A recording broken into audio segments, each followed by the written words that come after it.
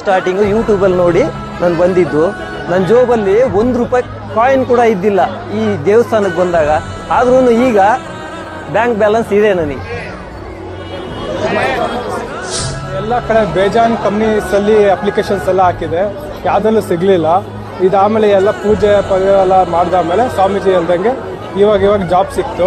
ಇವಾಗ ಚೆನ್ನಾಗಿ ಹೋಗ್ತಿದೆ ಲೈಫ್ ಎಲ್ಲ. ಇವಾಗೆಲ್ಲ ಕಷ್ಟ ಸಾಲ ಎಲ್ಲ ತೀರ್ತಿದೆ. ನನ್ಗೆ ಇಲ್ಲಿ ಬಂದ್ಮೇಲೆ ಪಾಸಿಟಿವ್ ಆಗಿ ಅನ್ನಿಸ್ತಾ ಇದೆ.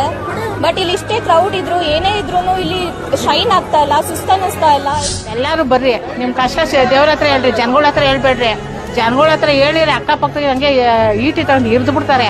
ದೇವ್ರ ಹತ್ರ ಹೇಳ್ಕೊಂಡ್ರೆ ಕ್ಷಣದಲ್ಲೇ ಮಾಯ ಆಗುತ್ತೆ ನಮ್ ಕಷ್ಟ ಸುಖ ಎಲ್ಲಾನು. ಏನ್ ಬಂದು ದೇವ್ರಿದ್ದಾರೆ ನಾವಿದೀವಿ ಅಂತ ಮುಂದೆ ಹೆಜ್ಜೆ ಇಟ್ಕೊಂಡು ಹೋಗ್ತಾ ಇರ್ಬೇಕು. ಅಮೃತ ಮಂಥನ ಮಾಡ್ಬೇಕಾದ್ರೆ ಅಮೃತ ಹೋಗುತ್ತಲ್ಲ, ಆ ರೀತಿಯಾದಂತ ಅಮೃತ ಈ ತೀರ್ಥಕ್ಕೆ ಸಮ. ಈ ತೀರ್ಥದಿಂದ ಸ್ನಾನ ಮಾಡೋದ್ರಿಂದ ಖಂಡಿತವಾಗ್ಲೂ ಎಲ್ಲಾ ದಾರಿದ್ರ ನಿವಾರಣೆ ಆಗುತ್ತೆ. ಭೂಮಿಯ ಒಂದು